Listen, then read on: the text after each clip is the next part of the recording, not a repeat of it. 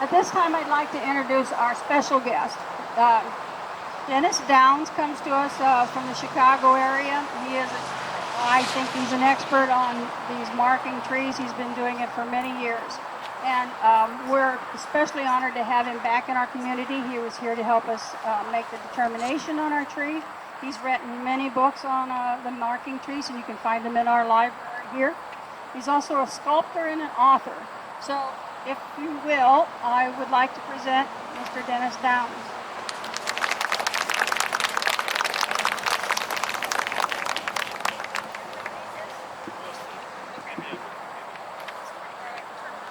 Can everybody hear me? Yes. I like to use my hands. The chemo's affected my throat a little bit, so if you can't hear me, I'll use the mic. First of all, I'd like to say the main reason I'm here is to thank the Daughters of the American Revolution groups through the Midwest, the Great Lakes region that I've worked with in the past, and special thanks to George and Beverly for their hospitality. That's been very kind. The Daughters of the American Revolution group have been protecting the trees in writing with bronze plaques and ceremonies going back over a century. And we have the documentation to prove that since the books came out. Actually, without them doing what they did in the 1800s and the early 1900s, there's a very strong possibility this entire concept would have disappeared from our common knowledge. All this information came out before World War II in a big way, and then obviously during the war you're not going to emphasize things like the trails and Native American customs. We were all focused on fighting a major world war. Thanks to them, these things were saved. I've been able to uncover things. Having one hardcover book come out 10 years ago simply resulted in more information coming forward with actual photos. Plaques started coming out from historical societies in their basements, and it's been a pleasure seeing this come back to life. So, in a way, I should be thanking your organization for that part of helping history out. How many people there actually know what the trees were used for? Alright, so you have a basic concept. The trail marker trees weren't to mark the major trails. They were to mark exits off of the main trails. The things that were of necessity. Obviously everybody knew where the main trails were that led north and south across our country. 80% of all the trails in our country, or the small highways and roads, were actually Native American trails, later picked up by the survey systems. A few of them straightened out. They were our road system. They knew where they were going. They needed to know where to get off of those trails to find things like copper, chert, salt, caves, things that no animal goes to get with the exception of salt. In other words, tools, stones that they used for their adornments, for their weapons, materials for medicine. Those trees marked crossings of rivers. No one wanted to cross the river where they got wet, their deer got wet. They wanted to know where those rock shelves were. And we can prove time and time again that these trees were at those points. So, a little bit of photographic evidence I brought because we have it. I think it's pertinent to your group. So, what we're looking at is in 1928. Over 100 people attended this event. It was the largest event held by the PAR in Illinois, and that's coming from them. They actually brought down 2 Ho-Chunk Native Americans at Chief Evergreen, what you would refer to as Wisconsin Dells, and he performed the ceremony. This is the actual plaque. I apologize for their group putting it on the tree. Their hearts were in the right place. Later it was clear on hold. This is Chief Evergreen before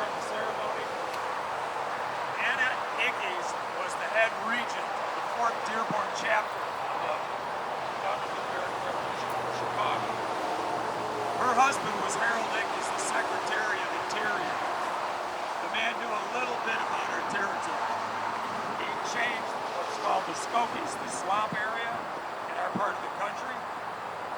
The very trees we're talking about in this picture, there were 11 of them that led you around that major swamp, which was about the size of half a county.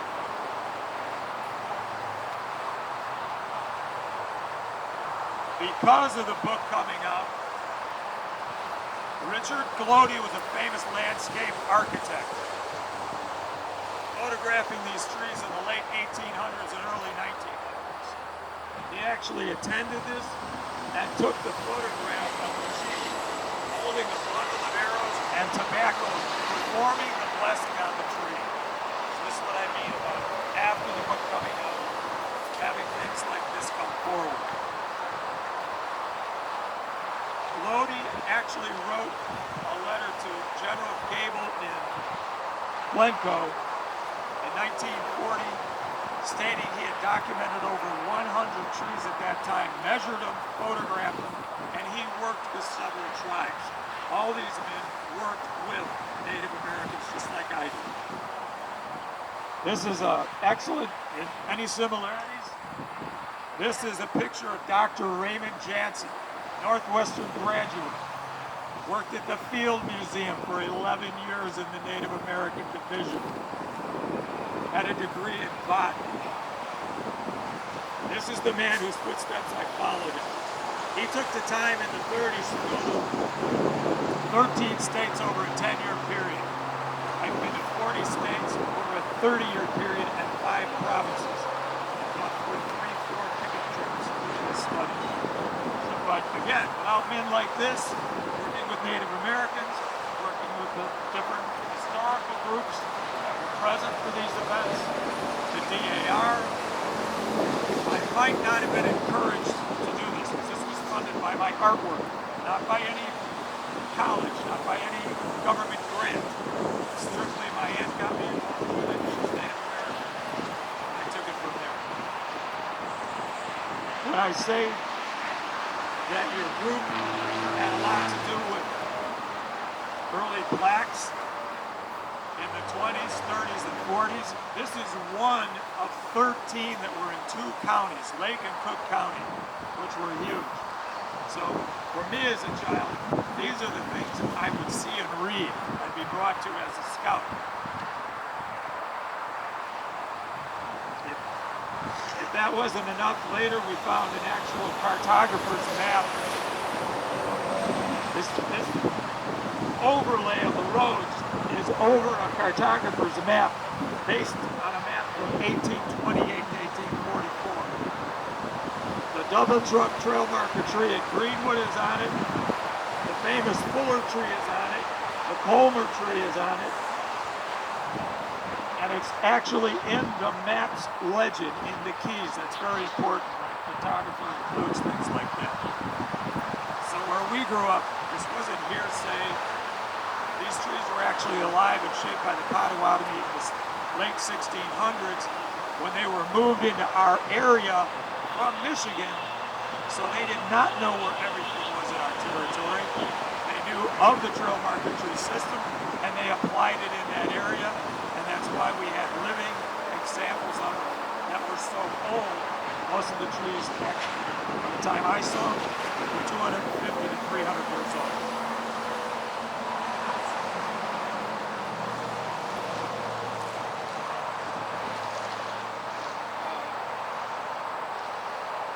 Gail's talking about the Mississippi, the Missouri, the Great Lakes region.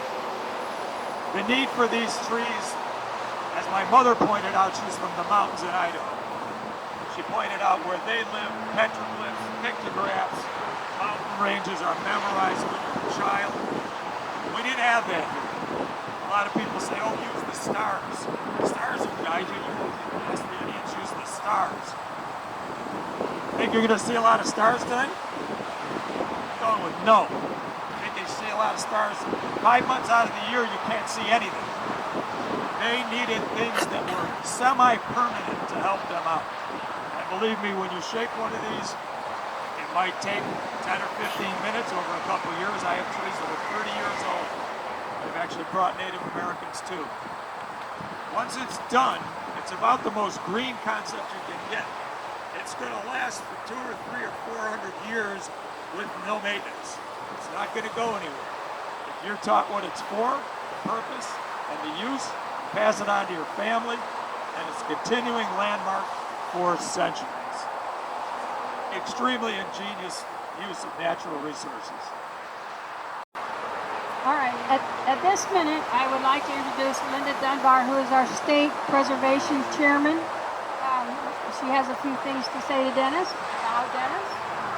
But before she gets here, I have to give a very special thank you to one of our chapter members, Beverly Shines, who put so much work into getting this all put together, and I can't thank her enough for all the work that she did.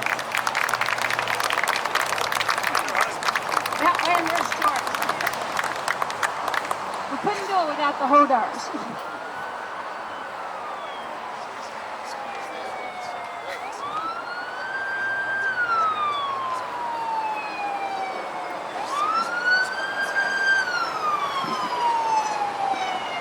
I'm going to have a lot to say, so I don't know if you want to sit.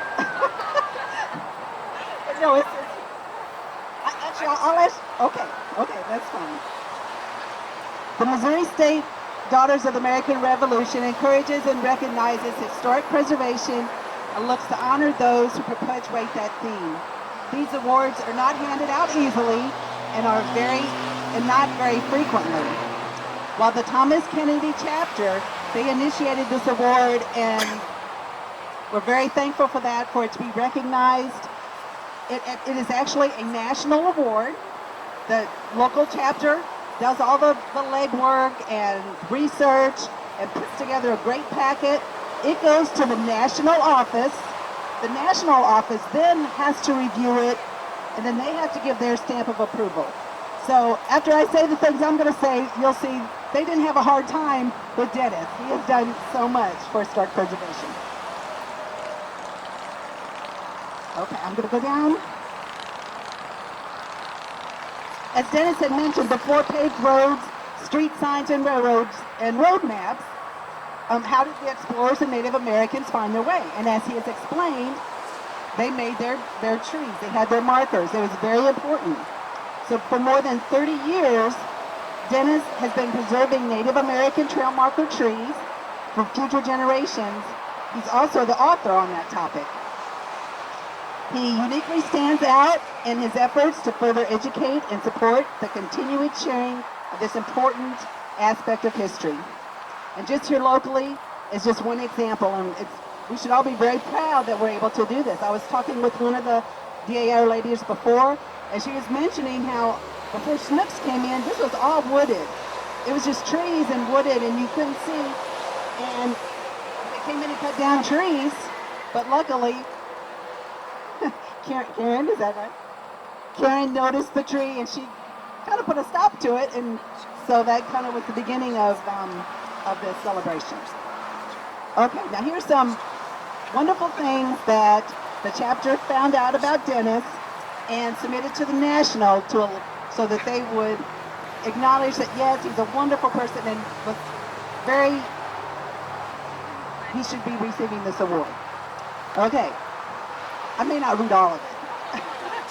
Okay, he has 30 plus years of researching, discovering, identifying, documenting, and preserving Native American trail marker trees and the Native American culture. He offers educational lectures and presentations with visual aids as a community service to children and adult groups to learn about the Native American culture and to create enthusiasm. His extensive travel and research has given him the opportunity to meet with various tribal elders, anthropologists, archaeologists, and local historians to further his knowledge, experience, and research. He is currently president of the Great Lakes Native American Trail Marker Tree Society of Antioch, Illinois. He is also a founding member of the Antioch Fine Arts Foundation. He's an active participant and 14-plus year supporter of Catholic Charities for Archdiocese of Chicago, Illinois. Mr. Downs is supporter of the underprivileged and developmental handicapped. Annually, Dennis donates a portion of the proceeds earned from his premier art show to the historic Redwood Estate at the Grove in Glenview, Illinois. He's an avid frontiersman, devoting 10 years working on the Down Studio North Barbarian Shelter Project. The Bowman Park Council Circle is Mr. Down's second landscape architect project. His plans entail planting 16.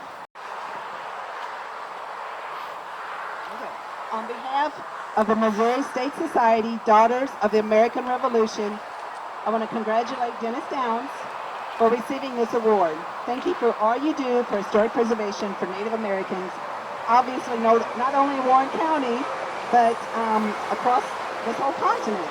So thank you very much. It's truly an honor to meet you and to give you this presentation.